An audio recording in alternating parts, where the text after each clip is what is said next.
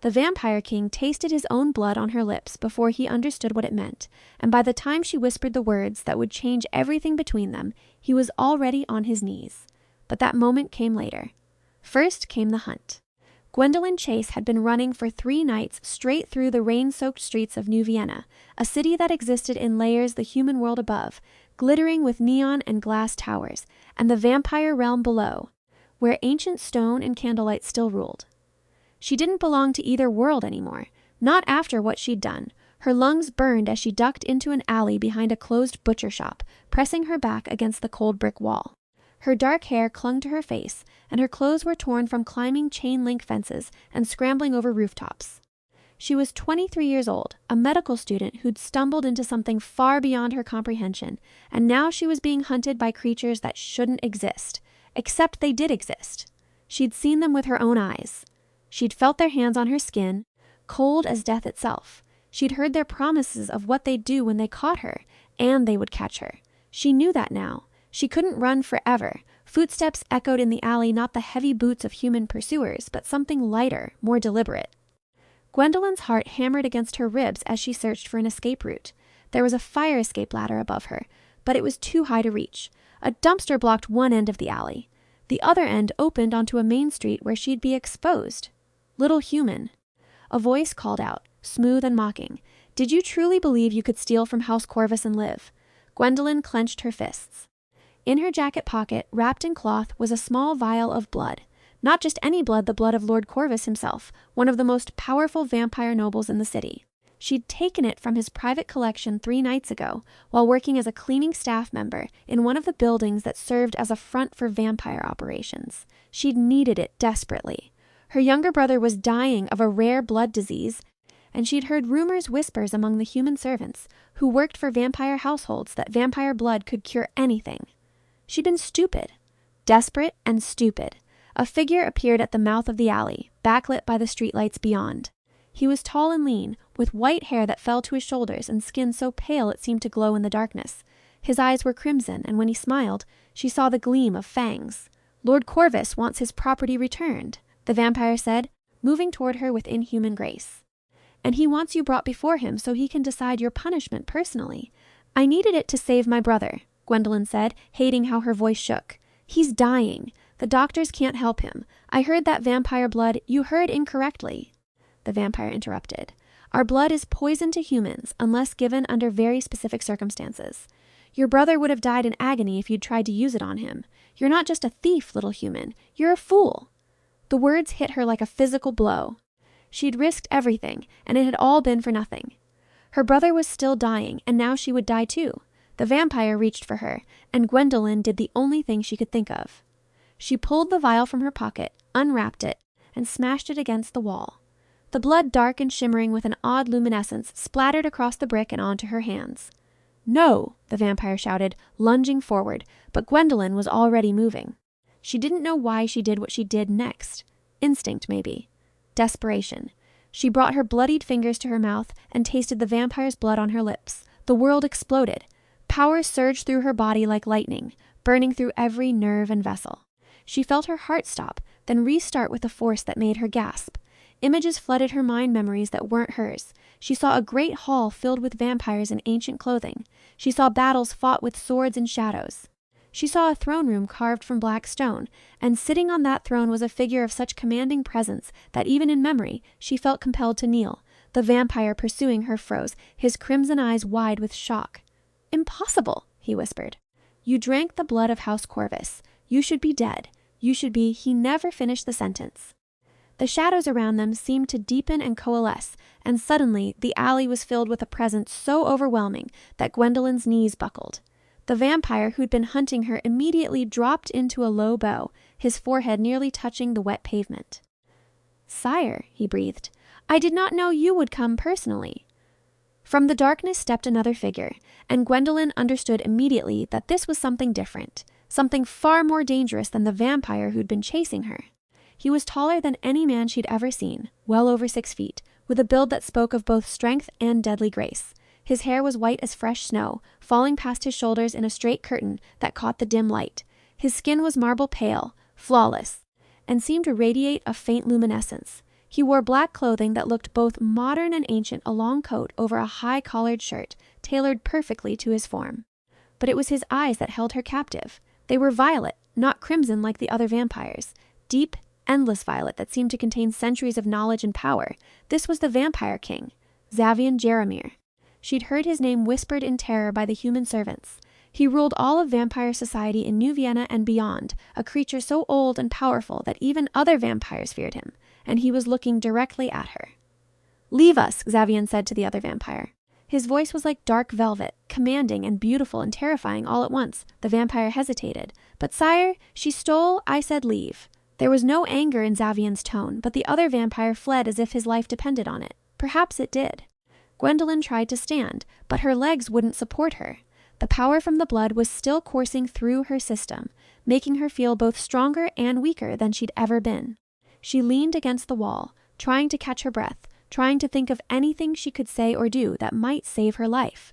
Xavian moved closer, and she caught his scent, something like winter air and old books, and something darker, something that made her pulse race. He stopped just a few feet away, studying her with those impossible violet eyes. "You drank the blood of House Corvus," he said. "It wasn't a question. Why aren't you dead?" "I don't know," Gwendolyn managed to say. Her tongue felt strange, and she could taste the blood still on her lips, metallic and sweet, and somehow alive. Xavian tilted his head slightly, and for a moment, something almost like curiosity crossed his perfect features. "What's your name, little human?" "Gwendolyn. Gwendolyn Chase." "And why did you steal from one of my nobles, Gwendolyn Chase?" She could have lied, should have lied, but something about those violet eyes made deception seem impossible. "My brother is dying. I heard that vampire blood could heal anything. I didn't know it would kill him. I couldn't lose him. He's all I have left." Xavian was quiet for a long moment, his gaze never leaving her face. Then he did something she didn't expect. He stepped closer, so close she could feel the cold radiating from his body, and he reached out to touch her chin, tilting her face up toward the streetlight. "You have my blood on your lips," he said softly. Gwendolyn's breath caught. "What?" "Lord Corvus is of my direct bloodline. Centuries ago, I turned him myself. His blood carries my essence, my power. That's why you're still alive. That's why you can feel the memories, the strength." His thumb brushed across her lower lip, and she shuddered at the touch. "That's why I can feel you now, like a thread connecting us. I don't understand." "Neither do I," Xavian admitted, and there was something in his voice that might have been wonder. "This shouldn't be possible. Human bodies reject vampire blood. It burns them from the inside out. But you," he leaned closer, inhaling deeply. "You're changing. The blood is rewriting you. I can hear your heart struggling to adjust, your cells adapting. It should kill you, but instead, you're becoming something else." Terror and fascination warred in Gwendolyn's chest. "What do you mean, something else?" "I don't know yet." Xavian pulled back slightly, though his hand remained on her face. "But I intend to find out. You're coming with me." "What? No?" "I can't. My brother will die without intervention," Xavian interrupted.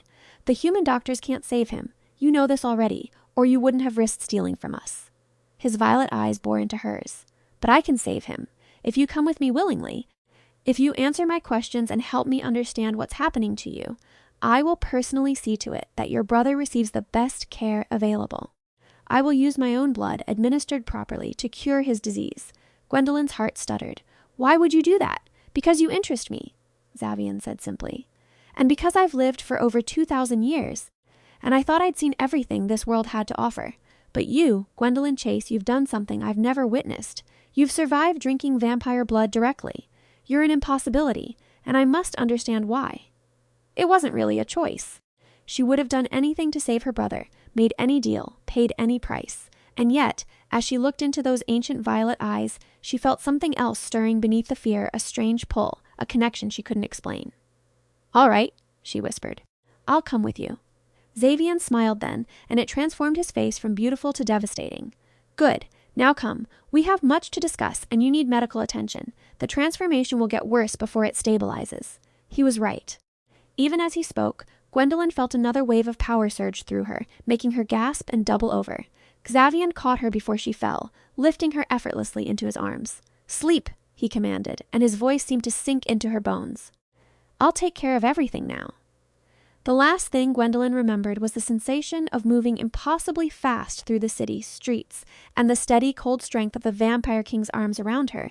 When Gwendolyn woke, she was lying in the most luxurious bed she'd ever seen. The mattress was soft as clouds, and the sheets were silk, actual silk, in a deep burgundy color that probably cost more than she made in 6 months. The room around her was enormous, with high ceilings, dark wood paneling, and furniture that looked like it belonged in a museum. Candles burned in wall sconces, casting flickering shadows that danced across oil paintings of long-dead nobles. She sat up slowly, surprised to find that she felt better than she had in days. The exhaustion from running was gone, and the burning sensation from the vampire blood had faded to a low hum beneath her skin. Her clothes had been changed. Someone had dressed her in a long nightgown made of soft white fabric that felt like water against her skin. A knock sounded at the door, and before she could respond, it opened. A young woman entered, carrying a tray of food. She had white hair and pale skin like the vampires, but her eyes were blue rather than crimson or violet. "You're awake," the woman said with a small smile. "Good. The king said you'd wake soon." "I'm Isolde. I serve House Jaromir. Where am I?" Gwendolyn asked. "The king's private residence, beneath the city. We're in the vampire realm now, what you humans call the Undercity. You're safe here. No one would dare harm you under the king's protection." Isolde set the tray on a table beside the bed. "You should eat. The transformation requires enormous energy." Gwendolyn looked at the food, fresh fruit, bread, cheese, and what looked like some kind of soup. Her stomach growled, reminding her that she hadn't eaten in almost 2 days. The transformation. Is that really what's happening to me? According to the king, yes. It's unprecedented. Usually, becoming one of us is a deliberate process that takes time and careful blood exchange. What you did drinking vampire blood directly without any preparation should have killed you instantly, but somehow you're adapting. Isolde's expression was curious but not unkind. The king is very interested in understanding why, and my brother? Already being cared for. The king sent his personal physician to the human hospital where your brother was staying. They've brought him here, to our medical facilities. The king gave him blood this morning, administered properly through transfusion, with the necessary neutralizing agents. He's sleeping now, but the doctors say he'll make a full recovery. Relief hit Gwendolyn so hard that tears sprang to her eyes. He's really going to be okay? The king keeps his word, Isolde said gently. Always. Now eat. He wants to see you once you've regained your strength. Gwendolyn ate mechanically, her mind racing. Her brother was safe. That was all that mattered. But what did that mean for her? What was she becoming? And why did the vampire king care so much? After she finished eating, and Isolde helped her dress in proper clothes, black pants, and a deep green shirt that fit perfectly despite her never having been measured, Gwendolyn was led through a series of corridors that took her breath away. The vampire realm beneath New Vienna was like stepping back in time. Stone walls were decorated with tapestries and paintings that must have been centuries old. Chandeliers hung from vaulted ceilings, their crystal prisms catching the candlelight. And everywhere she looked, there were vampires pale and beautiful and dangerous, watching her with curious crimson eyes as she passed. "They can smell the king's blood in you," Isolde explained quietly. "It marks you as under his personal protection. No one will harm you. But they're curious. This situation is very unusual." "You keep saying that," Gwendolyn muttered. "I get it. I'm a freak." "Not a freak," Isolde corrected. "A mystery. There's a difference." They arrived at a large set of double doors carved with intricate designs, wolves and ravens and symbols Gwendolyn didn't recognize. Isolde knocked once, then opened the doors. "The human, sire," she announced, then stepped aside to let Gwendolyn enter. The room beyond was a study that could have belonged to a king from any era. Books lined the walls from floor to ceiling, thousands of them, in languages Gwendolyn could and couldn't read. A massive desk dominated one corner, covered in papers and maps. But what caught her attention was the figure standing by the tall windows that looked out over an underground cavern, filled with buildings and lights, a hidden city beneath the city. Xavian Jaromir stood with his hands clasped behind his back, still wearing the black clothing from the night before. In the lamplight, he looked even more otherworldly than he had in the alley. His white hair gleamed, and his profile was so perfect it seemed carved from marble. When he turned to face her, those violet eyes locked onto hers with an intensity that made her breath catch. "Gwendolyn," he said, and her name and his voice sounded like poetry. "Come in. We have much to discuss." She stepped into the room, and the doors closed behind her with a soft click. Suddenly, she was very aware that she was alone with the most powerful vampire in existence, in his private chambers, with no way to escape and no one to help her if things went wrong. But strangely, she didn't feel afraid. She felt drawn to him, like that thread he'd mentioned the night before was pulling her forward. "How do you feel?" Xavian asked. "Better, stronger, but strange, like there's something under my skin that wasn't there before." That's my blood, Xavian said. Or rather, Corvus's blood, which carries my essence. It's changing you, remaking you. Your human cells are dying and being replaced with something else. Something that's part human and part vampire. He moved closer, studying her face. Tell me, can you hear my heartbeat? Gwendolyn frowned. Vampires don't have heartbeats, don't we? Xavian tilted his head. Listen. She did. She closed her eyes and listened, and to her shock, she could hear it a slow, steady rhythm that seemed to resonate in her bones. Not the rapid beat of a human heart, but something deeper, more deliberate. Once every 5 seconds, maybe. I can hear it, she whispered. How is that possible? Because you're changing. Your senses are becoming sharper, more like ours. In a few days, you'll be able to hear heartbeats from across a room, smell emotions, see in complete darkness. You're becoming something the world has never seen before, a human who carries vampire blood, but didn't go through the traditional turning process. What does that mean? What am I? I don't know yet, Xavian admitted, but I intend to find out. With your cooperation, of course. Gwendolyn opened her eyes and found him standing very close, near enough that she could see flecks of silver in those violet irises. You kept your word about my brother. I'll cooperate however you need, but I want to see him. I want to make sure he's really okay. Of course. I'll take you to him after we finish here.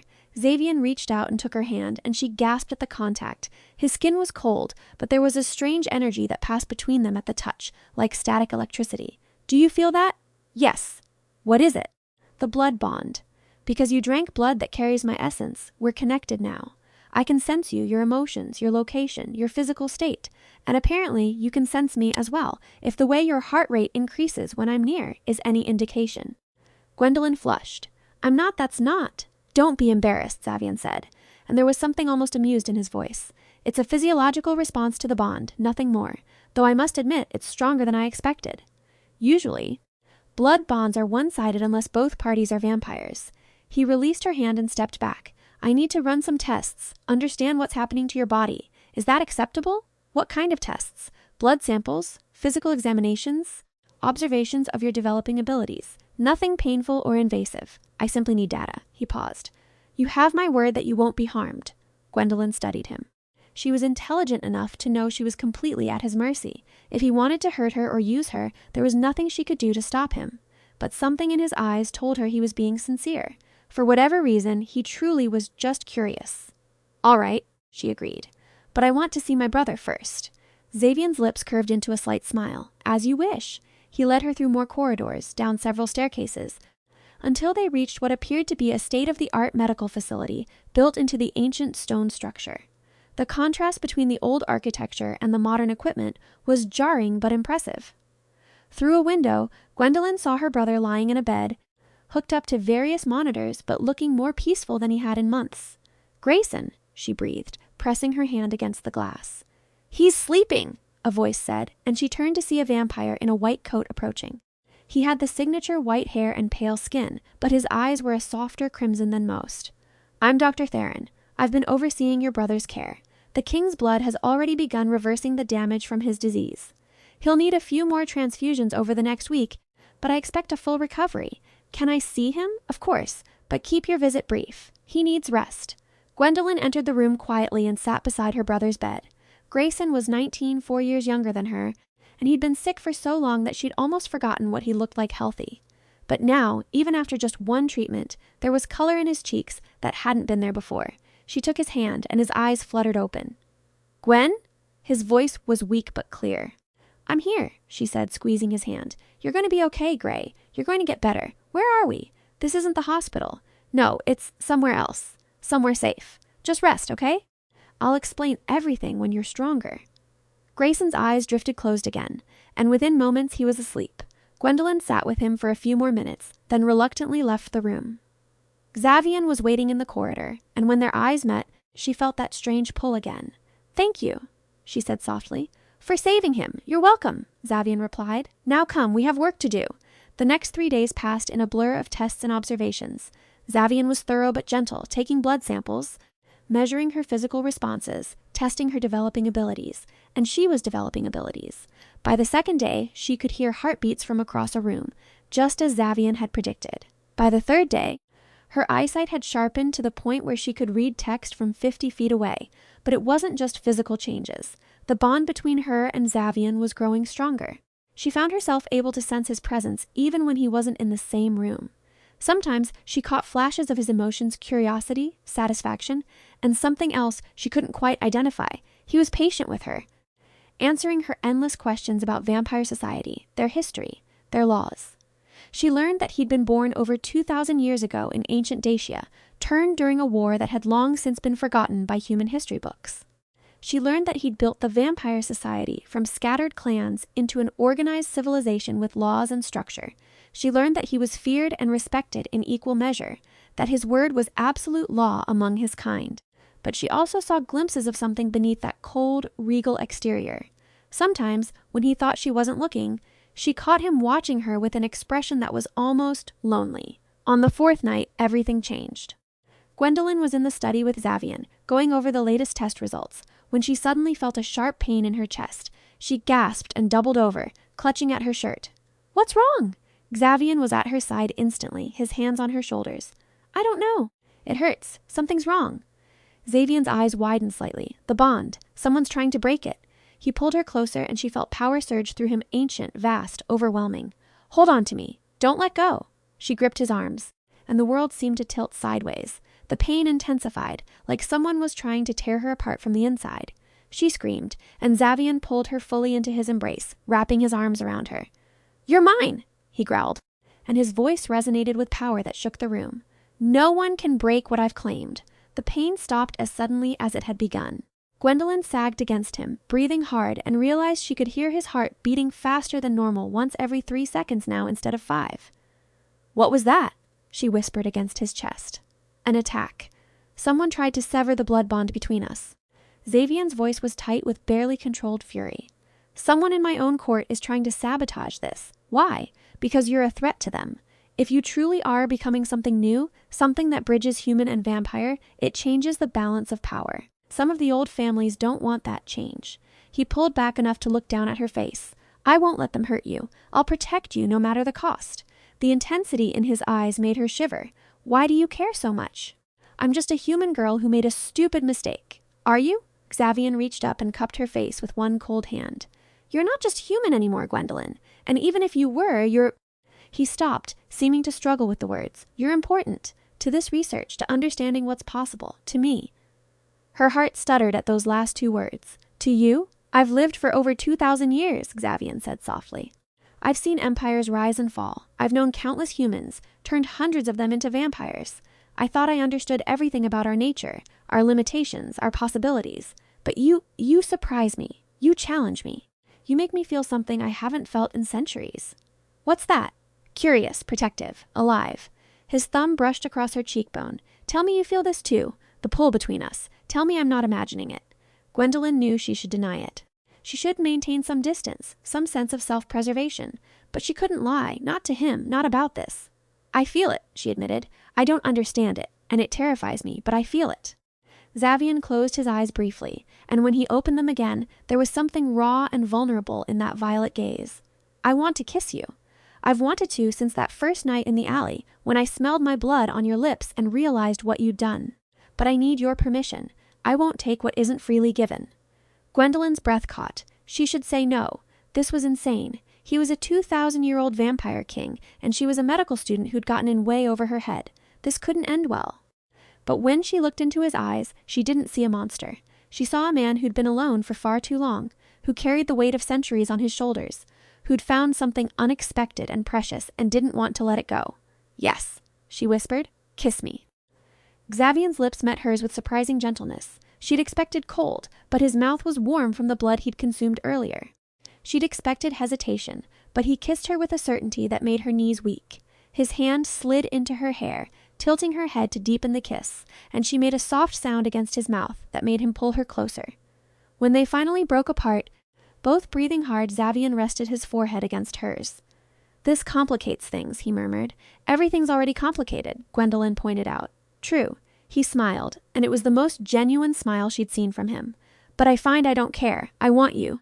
Gwendolyn Chase. I want to understand you, protect you, keep you. Is that something you could want too?" She should have been afraid of such possessive words. Instead, she felt safe, cherished, like she'd found something she hadn't known she was looking for. "Yes," she said simply. The next few days were both wonderful and terrifying. Wonderful because Xavian was different with her now softer, more open, allowing her to see the man beneath the king. They spent hours talking, sharing stories, learning each other. He told her about ancient Rome, about the fall of civilizations he'd witnessed, about the burden of immortality. She told him about her childhood, about raising Grayson after their parents died, about her dreams of becoming a doctor. But it was also terrifying because the attacks continued. Someone was clearly determined to either kill her or drive a wedge between her and Xavian. Twice more, she felt that wrenching pain as someone tried to break the blood bond. Several times, she narrowly avoided accidents that would have been fatal to a normal human: a stone falling from a ceiling, poison in her food that she could smell before consuming it, a servant who tried to push her down a staircase. Xavian was furious. He increased her security, assigned guards, and began investigating which of his nobles was behind the attacks. But vampire politics were complex, with layers of alliances and old grudges that made finding the culprit difficult. Meanwhile, Gwendolyn's transformation continued. By the end of the second week, she was faster than any human, strong enough to bend metal with her bare hands, and her senses were sharper than most young vampires.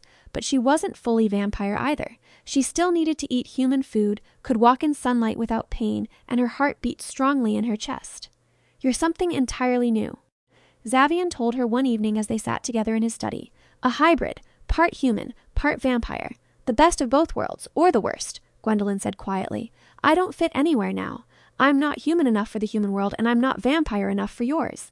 "You fit with me," Xavian said firmly. He pulled her into his lap, and she went willingly, tucking her head under his chin. "You belong at my side.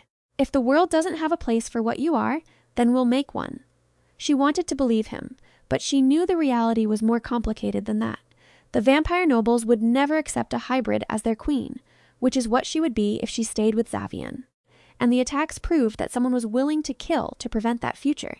The confrontation came during a gathering of the noble houses. Xavian had insisted Gwendolyn attend, both to show that he supported her publicly and to draw out whoever was behind the attacks. She wore a gown of deep purple silk that matched Xavian's eyes, and he'd given her a necklace of silver and sapphires that marked her as under his personal protection. The great hall was filled with vampires, hundreds of them, all dressed in finery that ranged from modern suits to clothing that looked centuries old. They all turned to stare as Xavian entered with Gwendolyn on his arm. "Lords and ladies of the vampire realm," Xavian announced, his voice carrying through the hall with supernatural clarity.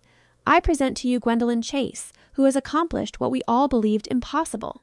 She has survived the direct consumption of vampire blood and is becoming something new, a bridge between our world and the human world."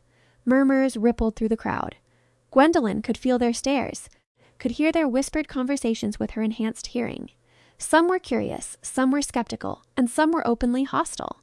"This is an abomination," a voice called out, and the crowd parted to reveal a vampire Lord Gwendolyn, recognized from Xavian's briefings, Lord Draven Castor, one of the oldest and most traditional nobles. He had the signature white hair and pale skin, but his eyes were a darker crimson than most, almost burgundy.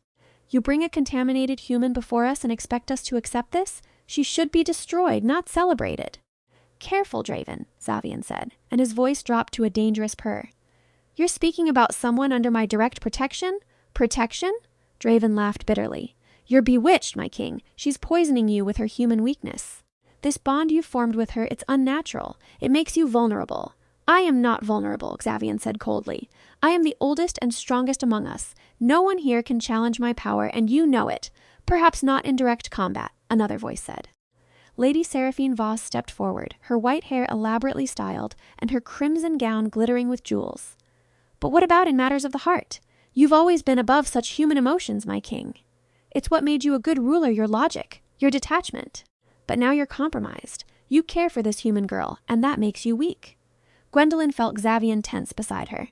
She squeezed his hand, trying to offer support, but she could feel his anger building through the bond. "My emotions do not compromise my judgment," Xavian said. "If anything, they enhance it. I've ruled for 2,000 years with logic and detachment, as you say, Lady Seraphine. But perhaps that approach was lacking.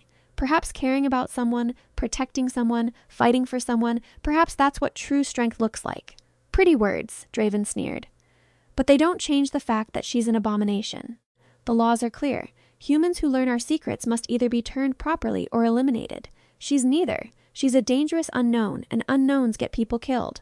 Then let me prove myself, Gwendolyn said suddenly. Her voice rang out clear and strong, surprising even herself. You think I'm weak because I'm part human? Fine. Test me. Give me a challenge, any challenge, and I'll prove that I'm worthy of standing at Xavian's side. The hall went silent. Xavian looked down at her, his violet eyes filled with concern. Gwendolyn, you don't have to. Yes, I do, she interrupted gently. They'll never accept me otherwise, and you'll always be torn between me and your duty to your people. Let me prove myself. Draven's lips curved into a cruel smile. Very well. If the king permits, I propose a trial by combat, the girl against a champion of our choosing. If she survives, we acknowledge her right to remain among us. Absolutely not, Xavian said flatly. I won't risk her life to satisfy your bloodlust. It's my choice, Gwendolyn said, looking up at him. Isn't it? You said I belonged at your side, but I can't truly be there if your people hate me. Let me do this. She could see the conflict in his eyes, his desire to protect her warring with his respect for her autonomy. Finally, he nodded slowly. Very well, but I choose the terms. The combat will be to first blood, not to the death, and it will take place tomorrow night, giving Gwendolyn time to prepare. He looked out at the assembled nobles, and his gaze was sharp as a blade. And if anyone interferes or attempts to sabotage this trial, I will personally see to their execution. Is that understood? The crowd murmured their agreement, and Gwendolyn felt a mix of terror and determination settle in her chest. She'd just committed to fighting a vampire in front of the entire court. What had she been thinking? That night, Xavian paced his chambers like a caged predator, while Gwendolyn sat on the couch, watching him with concern. I should never have agreed to this, he said for the 10th time. It's too dangerous. You've only been changing for 2 weeks. You're not ready to face a trained vampire warrior. I can handle it, Gwendolyn said with more confidence than she felt. You've been training me. I'm faster and stronger than I was. Not fast enough. Not strong enough. Xavian stopped pacing and came to kneel in front of her, taking her hands in his. The gesture was so unexpected, so humble from a man who was literally a king, that it took her breath away. I can't lose you. Do you understand that? I've lived for 2,000 years. And I thought I knew what loneliness was. But these past weeks with you have shown me what it means to truly connect with someone. If something happens to you tomorrow, nothing's going to happen, Gwendolyn said, squeezing his hands. I won't let it. I'm fighting for us. Xavian, for the chance to stay with you, to build something real together. That's worth any risk. Xavian closed his eyes, and when he opened them again, they were bright with emotion. You humble me. You, who have every reason to fear me, to hate what I am, instead choose to fight for me. Not for you, Gwendolyn corrected gently. With you. There's a difference. He surged forward and kissed her, deep and desperate, and full of all the words they hadn't said. She kissed him back with equal passion, pouring all her feelings into it, her fear, her hope, her love. Yes, love. She loved him. She'd probably loved him since that moment in the alley, when he could have killed her, but chose instead to protect her brother and give her a chance. She loved his strength, his intelligence, his unexpected gentleness. She loved the way he looked at her like she was the most precious thing in his ancient world. When they broke apart, both breathing hard, Xavian rested his forehead against hers. No matter what happens tomorrow, he said quietly, know that you've given me something I thought I'd lost forever. Hope for the future. A reason to care about something beyond duty and survival. Thank you for that. Don't talk like you're saying goodbye, Gwendolyn said. I'm going to win tomorrow. I'm going to prove myself to your court. And then we're going to figure out how to make this work together. Xavian smiled, and it was beautiful and sad all at once. I believe you. I have to believe you. The next evening, the great hall was packed with vampires eager to witness the trial. An arena had been set up in the center, a circular space marked off with silver chains. Gwendolyn stood at one end, wearing practical fighting clothes that allowed for movement. Her heart was racing, but her hands were steady. Across from her stood her opponent, a vampire warrior named Konstantin Drakov, chosen by Lord Draven. He was tall and muscular, with scars that stood out even on his pale skin. He'd been a fighter for 300 years, and his crimson eyes were cold as he assessed her. Xavian stood at the edge of the arena, his face an impassive mask. But through the bond, Gwendolyn could feel his fear for her. She gave him a small smile, trying to reassure him. The rules are simple, Draven announced to the crowd. First blood wins. No weapons, no outside interference. Begin! Konstantin moved faster than Gwendolyn expected, crossing the arena in a blur. She barely managed to dodge his first strike, feeling the wind of his fist passing inches from her face. She countered with a kick to his midsection, but he blocked it easily and grabbed her leg, twisting. Pain shot through her knee. but she used the momentum to spin and break free, putting distance between them. The crowd cheered, enjoying the spectacle. Gwendolyn centered herself, remembering everything Xavian had taught her. She was faster than a human now, stronger, with reflexes that bordered on precognitive. But Constantine had centuries of experience. She couldn't fight him with strength alone. She needed to be smarter. The next exchange was brutal. Constantine came at her with a series of strikes that would have killed a normal human. Gwendolyn blocked and dodged, but she was taking hits, a blow to her ribs that cracked bone, a strike to her shoulder that left her arm numb. Blood trickled from her split lip where one punch had connected, but she was learning his pattern.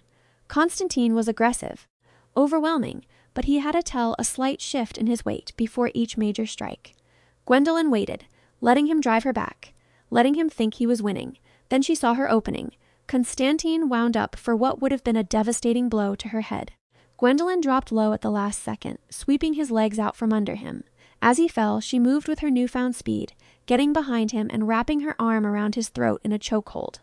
"Yield!" she hissed in his ear. Constantine struggled, but she held firm, using her legs to hook his body and maintain the hold. He was stronger, but she had leverage and position. She squeezed tighter, cutting off blood flow to his brain. "Yield!" she said again, louder this time. The vampire warrior went limp in her arms, unconscious. Gwendolyn released him and stood, breathing hard, her body screaming in pain from the injuries she'd sustained. The hall was silent for a long moment. Then Xavian's voice rang out, clear and commanding. "First blood has been drawn. Gwendolyn Chase is the victor." The crowd erupted, some in cheers, some in protests, but Gwendolyn didn't care. She'd done it. She'd proven herself. Xavian was there in an instant, catching her as her legs gave out. "You're hurt," he said, his voice tight with concern. "I'm okay," she managed. "Did I do it? Did I win?" "Yes," Xavian said, and there was fierce pride in his voice. "You won, my love. You were magnificent." He carried her out of the hall, ignoring the shouting nobles, and brought her back to his chambers. A doctor was summoned to tend to her injuries, cracked ribs, a dislocated shoulder, various bruises and cuts. Through it all, Xavian stayed by her side, holding her hand, his face tight with worry. "You shouldn't have had to do that," he said once the doctor left. "I should have protected you better." "You did protect me," Gwendolyn said. "You trained me. You believed in me. That's all the protection I needed." "I was terrified the entire time," Xavian admitted. "When he hit you, when I saw your blood, he stopped, seeming to struggle with the words. I wanted to tear him apart. Only the knowledge that you'd never forgive me for interfering kept me from doing it. I'm glad you didn't interfere. I needed to do this myself." Gwendolyn reached up with her good arm and cupped his face. "I love you, you know. I probably should have said it before. But I'm saying it now. I love you, Xavian Jaromir." Xavian's eyes widened, and for a moment he looked utterly vulnerable. "You love me? A monster who's lived for 2,000 years, who's done terrible things in the name of survival and power." "I love you," Gwendolyn repeated firmly, "not despite what you are, but including it. All of it. The good, the bad, the ancient, the powerful. I love all of you." Xavian made a sound that was almost a sob and pulled her into a careful embrace, mindful of her injuries. "I love you too," he whispered against her hair. "I love you so much it terrifies me. I would burn down the world to keep you safe." "Let's not burn down the world just yet," Gwendolyn said with a small laugh that made her ribs ache. "But maybe we can build a new one together?" "Yes," Xavian said, "together." But their moment of peace was short-lived. The next morning, Isolde came to their chambers with news that made both of them tense. "Lord Draven and Lady Seraphine are calling for a formal council," she reported. "They're demanding that the king answer for his relationship with the hybrid. They say it's a violation of the ancient laws and that he should be forced to choose his throne or his love." Xavian's expression went cold and dangerous. "They dare threaten me? In my own court? They have support," Isolde said carefully. "Not a majority, but enough to make things difficult. The old families are traditional. They don't like change." Gwendolyn struggled to sit up despite her injuries. "What are these ancient laws they're talking about?" "There's an old code," Xavian explained, "written when our society was first formed. It states that the vampire king must be above personal attachments, must rule with pure logic and detachment. It was meant to prevent tyrants who might favor their lovers or family over the good of all vampires." He ran a hand through his white hair in frustration. "It's an outdated law, but it's still technically on the books." "So what do we do?" Gwendolyn asked. "We go to the council," Xavian said firmly, "and we make them understand that times change, laws change, and I am still their king. They will accept you, or they will face the consequences." The council chamber was smaller than the Great Hall, but no less impressive. Ancient stone walls were carved with the names of every vampire king who'd ever ruled, and Xavian's name was at the top, having held the position longer than all the others combined. The noble houses were assembled 20 lords and ladies, each representing one of the great vampire bloodlines. They sat in a semicircle around a central floor where Xavian stood with Gwendolyn at his side. Lord Draven stood to speak first. "My king, we come before you not out of disrespect, but out of concern for the future of our people. This human hybrid," Xavian corrected coldly. "She's not fully human anymore. Get your facts correct if you're going to level accusations." Draven's jaw tightened. "This hybrid, then. Your attachment to her violates the ancient codes. You're compromised. Your judgment is clouded. We petition for you to end this relationship and send her away, for the good of all vampires." "Denied," Xavian said simply. Lady Seraphine stood. "My king, please listen to reason. We understand that she's fascinating, a curiosity, but that's all she should be. Keep her as a subject of study if you must, but don't elevate her to the position of your consort. It sets a dangerous precedent." "What precedent?" Xavian asked. "That I might actually care about something beyond power and politics? That I might value love and companionship after 2,000 years of isolation? Yes, I suppose that is dangerous. It might make me seem human." "You're not human," Draven snapped. "None of us are. That's the point. We're better than them. Superior. We're predators, and they're prey. This natural order has kept our society stable for millennia. If you blur those lines, if you legitimize this hybrid as your equal, it throws everything into chaos." "Good," Xavian said, and his voice rang with power. "Perhaps we need chaos. Perhaps we need change. I've ruled for 2,000 years following the old ways, and yes, we've survived. But is survival enough? Or should we aspire to more?" He turned to address the entire council. "I've lived through the rise and fall of empires. I've seen humans go from primitive tribes to building cities that touch the sky. They've grown and adapted while we've remained stagnant, hiding in our underground palaces, clinging to traditions written when the world was young. Maybe it's time we learned from them." "Heresy," someone muttered. "No," Xavian said firmly. "Evolution. Gwendolyn Chase has shown us something we thought impossible, that humans and vampires can coexist in one body, combining the strengths of both. If we can accept that, if we can embrace change instead of fearing it, we might actually thrive instead of just survive." "Beautiful words," Lady Seraphine said. "But they don't change the law. The ancient codes are clear. A vampire king must be unattached, must rule with detachment. If you refuse to give up this girl, you're in violation of those codes. Then change the codes," Xavian said. "I'm the king. I have that authority." "You do," Draven acknowledged. "But such a change requires the approval of the council, and I don't believe you have it." Xavian looked around the chamber, assessing. Gwendolyn could feel his tension through the bond. "Then let's put it to a vote," Xavian said. "Right now.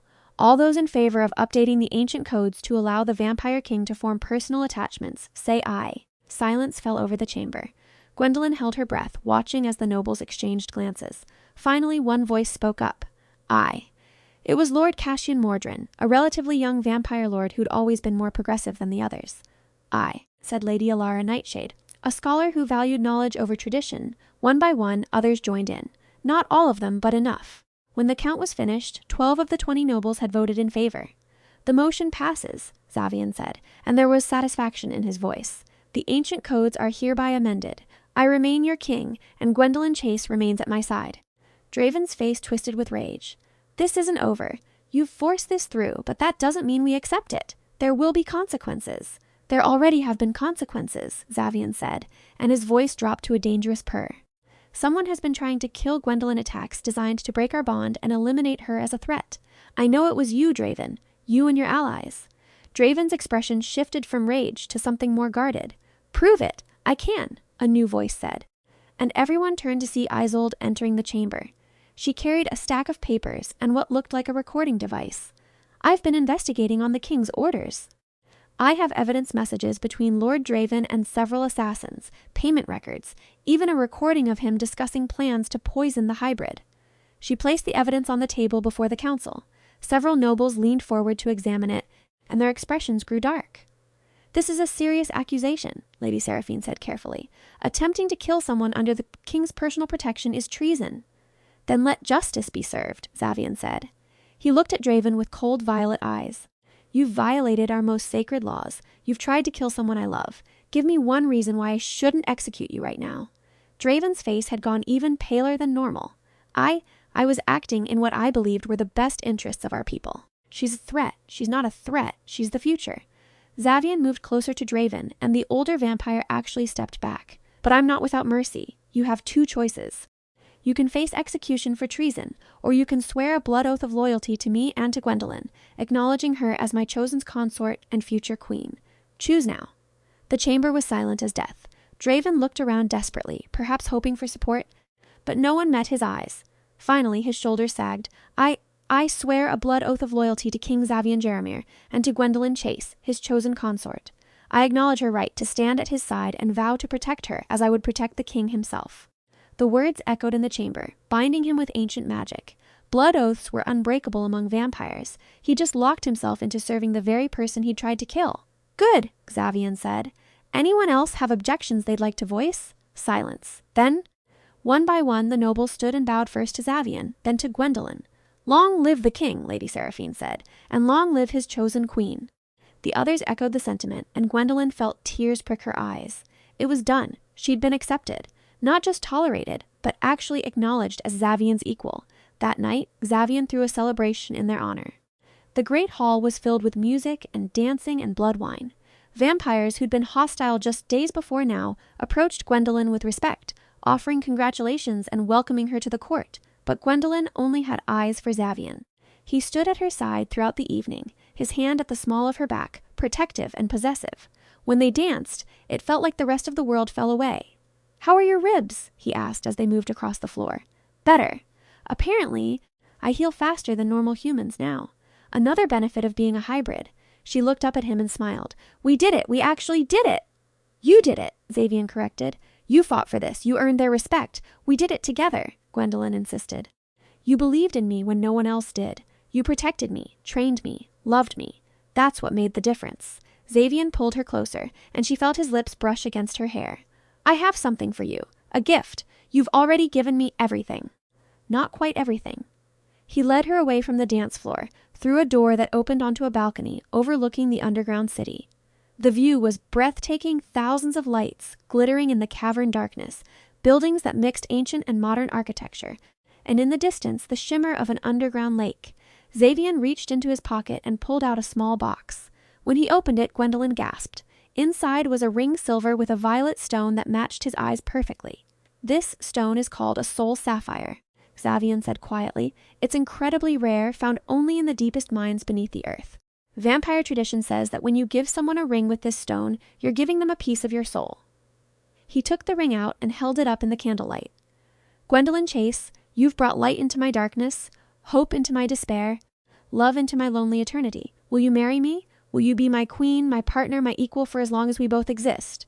Gwendolyn's vision blurred with tears. "Yes," she whispered. "Yes, 1,000 times yes." Xavian slipped the ring onto her finger, and it fit perfectly. Then he pulled her into a kiss that was tender and passionate and full of promise. When they broke apart, he was smiling, truly smiling, with joy that made him look younger than his ancient years. "I love you," he said. "My beautiful, brave, impossible love. I love you too," Gwendolyn replied. "My eternal, protective, wonderful king." They stood together on the balcony, looking out over the vampire realm that would now be their shared kingdom. Gwendolyn thought about how much had changed in just a few weeks, how she'd gone from a desperate medical student to a hybrid, from a thief running for her life to a queen-to-be. But the most important change was internal. She'd found her place in the world, found someone who saw her for who she truly was and loved her anyway. She'd found home in the most unexpected place, in the arms of a vampire king. 6 months later, Gwendolyn stood in the great hall wearing a gown of white silk embroidered with silver thread. Her hair was styled in an elaborate arrangement, and the soul sapphire ring sparkled on her finger. Beside her stood Xavian, dressed in formal black with silver embroidery that matched hers, a visual representation of their unity. The hall was packed with vampires from every house, along with a delegation of humans who'd been invited to witness the historic event. Gwendolyn's brother Grayson sat in the front row, healthy and strong thanks to Xavian's blood, watching with pride as his sister married the vampire king. The ceremony was a blend of human and vampire traditions. They exchanged vows of love and loyalty. They shared blood from a ceremonial cup. They stood before the assembled court as the oldest vampire nobles bound their hands with silver cord, symbolizing the bond between them. "I present to you," the officiant declared, "King Xavian Jaromir and Queen Gwendolyn Chase Jaromir, United in blood and love, rulers of the vampire realm and bridges between two worlds. The hall erupted in cheers. Humans and vampires alike celebrated the union that represented hope for a new future one where the two races could coexist peacefully. That night, after the celebration ended and the guests departed, Xavian carried Gwendolyn to their private chambers. He laid her gently on their bed and sat beside her, taking her hand. "There's one more thing I want to give you," he said. "The choice I never forced upon you." Gwendolyn sat up, puzzled. "What do you mean? You're a hybrid now, part human, part vampire. You're stronger and faster than humans, and you'll live much longer. But you're not immortal, not truly. You'll age slowly, but you will age. In 100 years, maybe 2, you'll die while I continue on." Gwendolyn's breath caught. She'd known this intellectually, but hearing him say it made it real. "I can make you fully vampire," Xavian continued.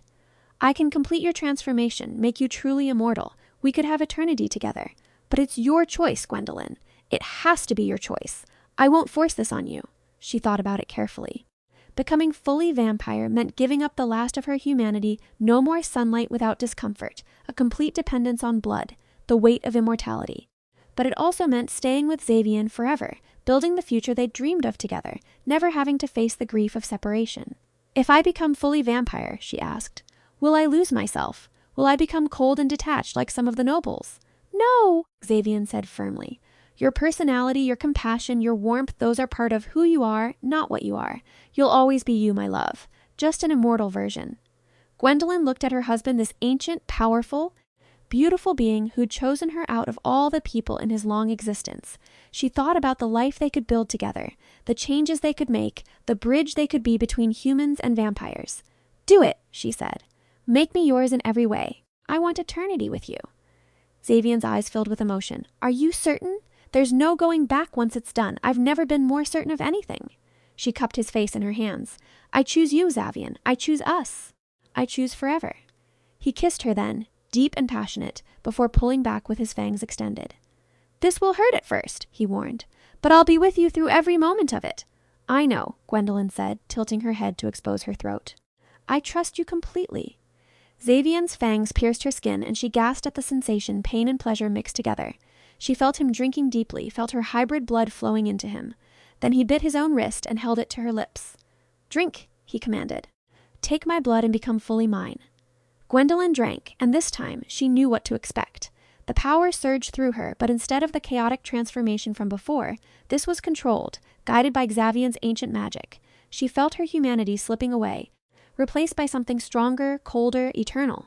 But she didn't lose herself. As promised, her personality remained intact. She was still Gwendolyn, just more. More powerful, more alive, more everything. When the transformation completed, she opened her eyes and saw the world with new clarity. Every detail was sharper, every color more vivid. She could hear heartbeats from the floors above and below them. She could smell emotions in the air. And most importantly, she could feel Xavian's presence like never before, not just through the bond, but as if they were two parts of the same being. "How do you feel?" Xavian asked softly. Gwendolyn smiled, and she knew her fangs were showing. "Perfect. I feel perfect, like I'm finally exactly where I'm supposed to be." Xavian pulled her into his arms, and they lay together on the bed, two immortal beings bound by love stronger than death. "Thank you," he whispered, "for choosing me, for choosing this life, for being brave enough to love a monster." "You're not a monster," Gwendolyn corrected. "You're my husband, my partner, my eternal love. And I would choose you 1,000 times over, in any life, in any world." They stayed like that for hours, talking and planning and dreaming of the future they would build together. A future where humans and vampires could coexist peacefully, where hybrids like Gwendolyn had been could be created safely, bridging the two races, where love could transcend the boundaries of species and mortality. It wouldn't be easy. There would be challenges ahead, resistance from traditionalists on both sides. But together, they were strong enough to face anything. As dawn approached, though they could no longer see the sun from their underground palace, Gwendolyn found herself thinking about that night in the alley when this had all begun. When she'd been a desperate human running for her life, and Xavian had been the terrifying vampire king who could have killed her with a thought. Who could have known that such a meeting would lead to love? That the taste of stolen blood would create a bond strong enough to change both of their worlds? "What are you thinking about?" Xavian asked, brushing a strand of her hair back from her face. "About how we started," Gwendolyn said. "About that night in the alley. When I first tasted my own blood on your lips, Xavian recalled with a small smile, and you whispered that you needed it to save your brother. The desperation in your voice, the bravery despite your fear, that's when I first realized you were special. I whispered something else that night too, Gwendolyn said. Do you remember? After you offered to help my brother, after you said I had to come with you? Xavian thought for a moment, then his eyes widened slightly. You said, I'll do anything to save him, anything, even if it means losing myself. And you said? I said, you won't lose yourself, I'll make sure of it. And I asked you to trust me, and I did, Gwendolyn said softly. I trusted you even though I had no reason to, even though you were the vampire king, and I was just a human thief. Something in me knew, even then, that you would keep your word, that you would protect me. Xavian pulled her closer. I've kept every promise I made to you. Your brother is healed and safe. You didn't lose yourself, if anything. You became more truly yourself than ever before. And I've protected you with everything I have. I know, Gwendolyn said, and I'll spend eternity being grateful for it. Being grateful for you. They kissed again, and this time it was different, as two vampires, as equals, as partners bound not just by blood but by choice and love. The kiss deepened, became more urgent, and they lost themselves in each other as the last stars faded from the sky far above their underground kingdom. In the weeks and months that followed, Gwendolyn settled fully into her role as Vampire Queen. She used her unique position as a former human to bridge the gap between the two races, establishing programs that allowed humans and vampires to interact safely. She created sanctuaries where those who wanted to become vampires could undergo the transformation properly, with medical supervision and psychological support. She also discovered that her hybrid origins gave her unique abilities that even full-blooded vampires didn't have. She could walk in sunlight without pain, though it drained her energy. She could eat human food if she chose, though blood sustained her better. And most remarkably, she could sense when humans were in distress, making her invaluable in rescue operations and humanitarian efforts. Xavian supported her in everything she did, proud of the queen she'd become. Together, they transformed vampire society from a hidden world of predators into a more integrated part of modern civilization. It wasn't always easy, and there were setbacks and resistance, but they faced it all together. Years passed decades, then a century. The world above changed, but Gwendolyn and Xavian remained constant, anchors for each other in the river of time. They watched as other humans chose to become vampires, as hybrid programs expanded, as fear slowly gave way to understanding. On their 100th wedding anniversary, they stood together on that same balcony where Xavian had proposed, looking out over a city that had grown and prospered under their rule. Do you ever regret it? Xavian asked. Giving up your human life, your chance to age naturally, to have a normal existence. Gwendolyn turned to face him, this beautiful, ancient, wonderful being who'd been her partner for a century. She saw the love in his violet eyes, unchanged by time, and she smiled. Not for a single moment, she said. I chose love over safety, eternity over normalcy, and you over everything else. And I would make that choice again and again, forever. Xavian kissed her softly. I love you, Gwendolyn Chase Jaromir, my queen, my everything. And I love you, Xavian Jaromir, my king, my eternal home. They stood together as the lights of their city glittered below them, two immortal beings who'd found in each other what they'd both been searching for across the centuries, a love that transcended time, death, and the boundaries between worlds. And they knew with absolute certainty that this was only the beginning of their forever.